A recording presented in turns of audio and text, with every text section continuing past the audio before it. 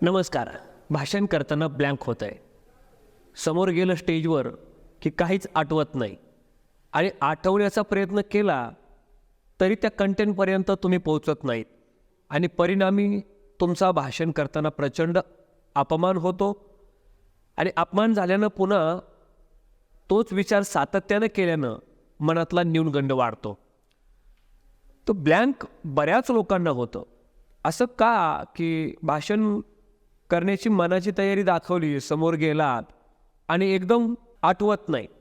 मग आठवत नाही म्हटल्यानंतर तुम्हाला त्याच जागी तुमच्या बॉडीची हालचाल सुरू होते, म्हणजे नजर वर जायला, आठवायला लागायला बॉडीची हालचाल सुरू होते.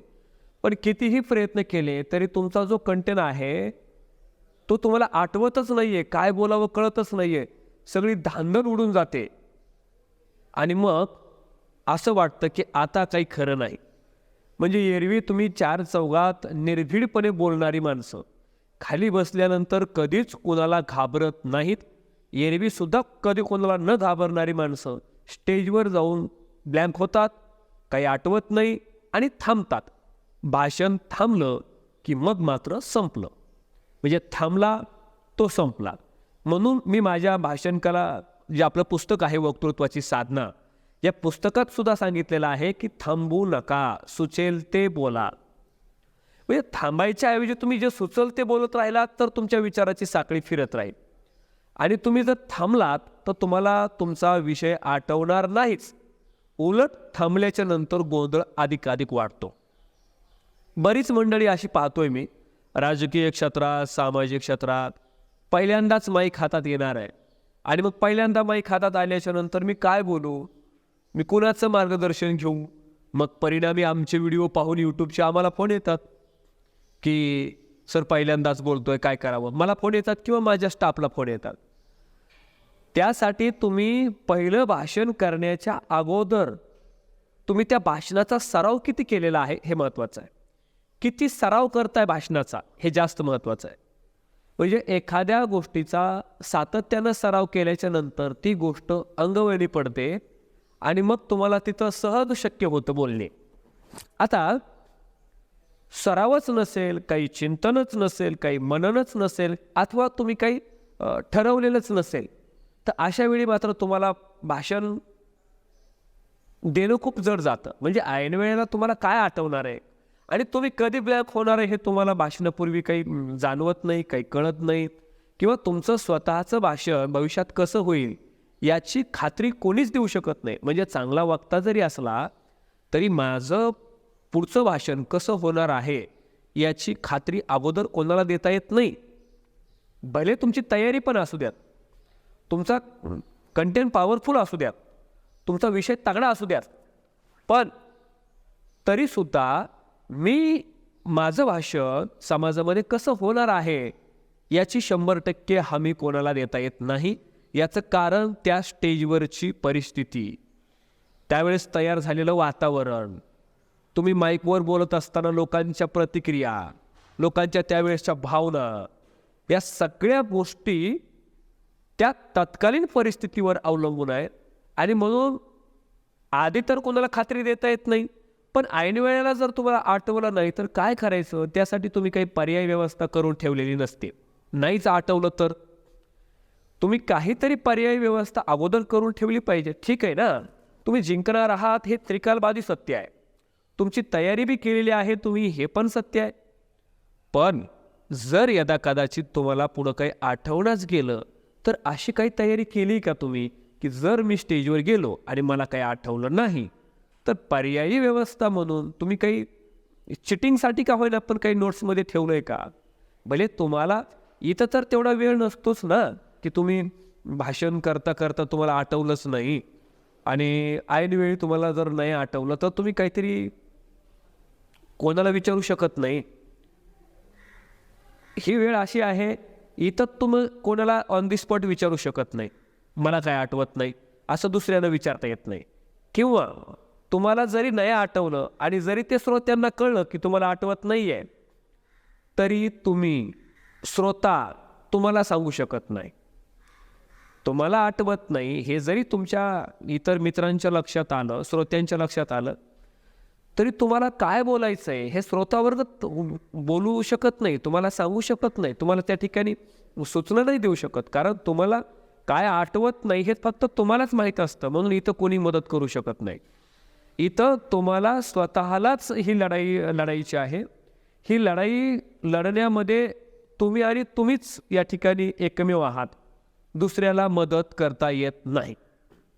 आणि म्हणून तुम्हाला जे काही आठवत नाही, अगोदरच मला काहीच नाही आठवलं, तर मी काय विषयांतर करू शकतो आणि त्या पद्धतीचा काय विषय माझ्याकडे आहे मला विषयांतर करण्यासाठी किंवा एका विषयावरून दुसऱ्या विषयावर उडी मारण्यासाठी मी कशा पद्धतीने उडी मारणार आहे. म्हणजे विषय बदलून मी कसा दुसऱ्या कंटेंटकडे वळणार आहे.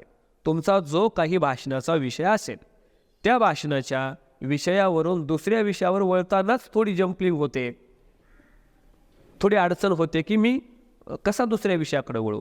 आणि एक विषय बोलून संपल्याच्या नंतर, एक मुद्दा बोलून संपल्याच्या नंतर ज्यावेळी तुम्ही दुसऱ्या मुद्द्याकडे वळतात त्यावेळी तुमची अडचण येते की तो मुद्दा आठवत नाही किंवा त्या मुद्द्यामध्ये काय बोलायचे ते आठवत नाही. आणि मग आपसुकच तुमची नजर अशी वर छताकडे जायला लागते आणि छताकडे बघायला लागलात, हाताच्या बोटी चोळायला लागलात, बोटं चोळायला लागलात किंवा शरीराची आणखी कोणती हालचाल करायला लागलात की लोकांच्या लक्षात येतं हा घाबरलाय आणि याला आठवत नाही आहे. आणि नाही आठवलं की तुमचं घाबरले पण वाढतं.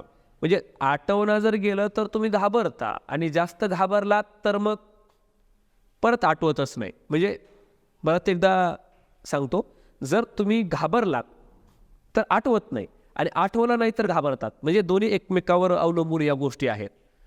तुम्हाला कंटेंट सुचतच नाही आहे म्हणून तुम्ही घाबरतात आणि घाबरलात की मग तर सुचतच नाही. आणि म्हणून तुम्ही पहिली गोष्ट तुम्ही पर्यायी व्यवस्था करून ठेवली पाहिजे की जर मी घाबरलो तर किंवा जर मला आठवलं नाही तर मी माझ्याकडे एखादी चिठ्ठी असली पाहिजे. त्या चिठ्ठीमध्ये काहीतरी मुद्दा मी लिहून ठेवला पाहिजे आणि सहज त्या मुद्द्याकडे नजर टाकली की मला कंटेंट आठवेल. अशा पद्धतीचं नियोजन तुम्ही अगोदरच म्हणजे भाषणाच्या बिफोर तुम्ही भाषणाच्या तयारीमध्येच केलं पाहिजे. भाषणाच्या तयारीमध्येच जर तरचे काही गोष्टी लक्षात घेऊन जर आठवलं नाही तर, जर मी घाबरलो तर, जर मला काही सुचलं नाही तर, जर माझ्या एका मुद्द्याचा कंटेंट संपला तर काय काय उपाययोजना करायच्या आहेत हे अगोदरच ठरवलं पाहिजे. हां, तुम्ही तिथे गेल्यानंतर नाहीतच घाबरलात तर बेटर आहे. नाही सुचलं, तुम्हाला सगळं सुचायला लागलं, तुम्ही आठवण्याची गरज पडलीच नाही, आपोआपच तुमच्या विचाराची साखळी पटपटपट फिरायला लागली तर मग आपोआप तुमच्या तोंडून शब्द पटपटपट बाहेर निघतील. मग या गोष्टीकडं किंवा त्या कागदाचा आधार घ्यायचा नाही.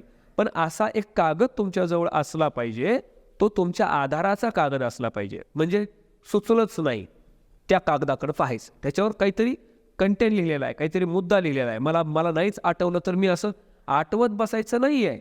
आठवत बसलात तर आठवणार नाही आहे. आणि ज्यावेळी तुम्ही आठवायला लागाल त्यावेळी ते आठवत नाही म्हणून त्याची भीती जरा प्रचंड मनात राहील. आणि एकदा ती भीती मनात राहिली की मग मात्र तो विषय जो तुम्हाला आठवायचा आहे, जो तुम्हाला सुचवायचा आहे, तो विषय सुचणार नाहीच. आणि म्हणून भाषणामध्ये ब्लँक झाल्याच्या नंतर, नाही आठवल्याच्या नंतर तुम्हाला पर्याय व्यवस्था अगोदरच करून ठेवायची आहे. आता मी माझ्या प्रशिक्षणार्थ्यांना मी माझं टाचनच बनवून देतो त्यांना, म्हणजे स्क्रिप्टच बनवून देतो. सगळ्या भाषणाचे स्क्रिप्ट मी त्यांना बनवून देतो आणि ठराविक मुद्द्यावर मी विश्लेषण करून देतो. म्हणजे माझे जे काही नोट्स मी लोकांना देतो आहे त्या नोट्स अगदी शॉर्टमध्ये आहेत. असं सगळं लिहिलेलं नाही आहे. भाषण तर माझं पहिल्यापासून हेच सांगणं आहे की भाषण असं खरडपट्टी करू नका, लिहून नका. भाषणाचे मुद्दे लिहा फक्त. आणि मुद्द्यामध्ये एखादी जी काही चारोळी तुम्हाला बोलायची आहे ती चारोळी फक्त त्याच्यामध्ये लिहायची आहे. आणि जर तुम्ही चारोळी नाही लिहिली त्याच्यामध्ये तर समजा ती नाही आठवली चारोळी तुम्हाला तर तुमच्याकडे लिहिलेली असावी. तसं भाषणातली चारोळी पाठ करा. भाषण पाठ करू नका. पाठ केलेलं भाषण कधीही धोका देतं. हे माझा आजपर्यंत 14-15 वर्षाचा माझा या क्षेत्रातला अनुभव आहे. म्हणजे मला स्वतः बोलण्याचाही अनुभव आहे. म्हणजे व्याख्यानातून, कीर्तनातून, प्रवचनातून, संगीत शिवचरित्र कथेतून, रामकथेतून मी हे जे बोलतोय, मला जे सुचतंय ते बोलत राहतो. म्हणजे 3-3, 4-4 तास मला बोलण्याचा मला स्वतः वैयक्तिक अनुभव असल्या कारणानं मी याच्यातले बारकावे जे खरंच लोकांना भेडसावतात ते नेहमी सांगत असतो. आणि माझ्या 3 दिवसाच्या निवासी भाषण कला प्रशिक्षणात सुद्धा मी लोकांना एका मुद्द्यावर कसं लांबवता येईल तुमचं भाषण याचं ट्रेनिंग देतो. याचं फक्त ट्रेनिंग देत नाही आहे, तुम्हाला जर नाही आठवलं तर पर्यायी व्यवस्था काय करायची याची सुद्धा ट्रेनिंग देतो. आणि मुद्द्यावर विश्लेषण कसं करता येईल याचं फक्त ट्रेनिंग देऊन मी थांबत नाही आहे, तर मुद्द्याचं विश्लेषण कसं करायचं याचं प्रत्येकाचं प्रॅक्टिकल घेतो. कारण प्रॅक्टिकलने माणूस चांगल्या पद्धतीनं घडतो. आणि म्हणून माझं सगळ्यात जास्त लोकांना म्हणजे हे सांगणं असतं की तुम्ही प्रॅक्टिकलवर जास्त भर द्या. प्रॅक्टिकल जेवढं कराल तुम्ही तेवढं चांगलं आहे. आणि माझ्याकडे एकदा माणूस आला की 3 दिवस प्रचंड प्रॅक्टिकल करून घेतो, परिणामी तो बोलायला लागतो. आणि म्हणूनच माझ्या इंस्टाग्रामला पहा किंवा यूट्यूबला शॉर्ट व्हिडिओ पहा की लोकांच्या प्रतिक्रिया या आहेत की सर सराव झाल्यानं आम्हाला खूप बरं वाटलं, किंवा तुम्ही सराव घेतल्यानं आम्हाला हे सगळं शक्य झालं. तर सराव अत्यंत महत्त्वाचा आहे. तुम्ही सराव जेवढा कराल तेवढं चांगलं. म्हणजे न आठवणं याच्यावर सुद्धा तुम्ही सरावातूनच मात करू शकता. आठवत नाही या गोष्टीवर मात करायची आहे तुम्हाला, सुचत नाही आहे, आठवत नाही आहे, ब्लँक होत आहे तुम्ही, याच्यावर जर मात करायची असेल तर तुम्हाला जे सुचत नाही ते पुन्हा सुचलं पाहिजे याचा सराव करा. म्हणजे एकांतात तुम्ही ते भाषण करा, त्याचा सराव करा. जेवढा जास्त सराव कराल तेवढं भाषणात चांगलं आहे. आणि म्हणून मी माझ्या ऑफिसला, माझ्या इथं खराडी बायपास चौकात पुण्यामध्ये जे ऑफिस आहे या ऑफिसला तो सर्व लोकांचा सराव करून घेतो. आणि माझ्या ऑफिसचे दरवाजे तुमच्या सर्वांसाठी सातत्याने उघडे ठेवतो, कारण सराव करता यावा. दर रविवारी ते क्लास आहेच, पण येणाऱ्या 27, 28, 29 तारखेला 3 दिवसाचं निवासी भाषण कला प्रशिक्षण जे प्रत्येक महिन्याला लोणावळ्यात होत असतं ते यावेळेस मात्र पुण्यात होणार आहे. 27, 28, 29 पुण्यात होणार आहे. पुढच्या महिन्यातली तारीख 25, 26, 27 अशी काहीतरी आहेत. पुढच्या महिन्यात सुद्धा कुठलंही प्रशिक्षण जॉईन करायचं असेल तर नक्की दिलेल्या नंबरवर संपर्क साधा. आता आमचं वक्तृत्वाची साधना नावाचं पुस्तक आहे, तेही घर बसल्या मागवा. भेटूयात अशाच नवनवीन व्हिडिओमध्ये. शेवटची सूचना ऐका. ब्लँक होत असेल तर पर्याय व्यवस्था अगोदरच तुम्ही चिठ्ठीवर काहीतरी कॉपी केल्यासारखं, चिटिंग केल्यासारखं काहीतरी लिहून ठेवा. आणि जे सुचत नाही ते मुद्दाम त्याचा सराव करा. आपल्याकडून काही राहायला नको याचा सराव करा. बस एवढंच. भेटूयात नवीन एखाद्या अशाच नवीन व्हिडिओच्या माध्यमातून. थांबूयात. जय हिंद, जय महाराष्ट्र.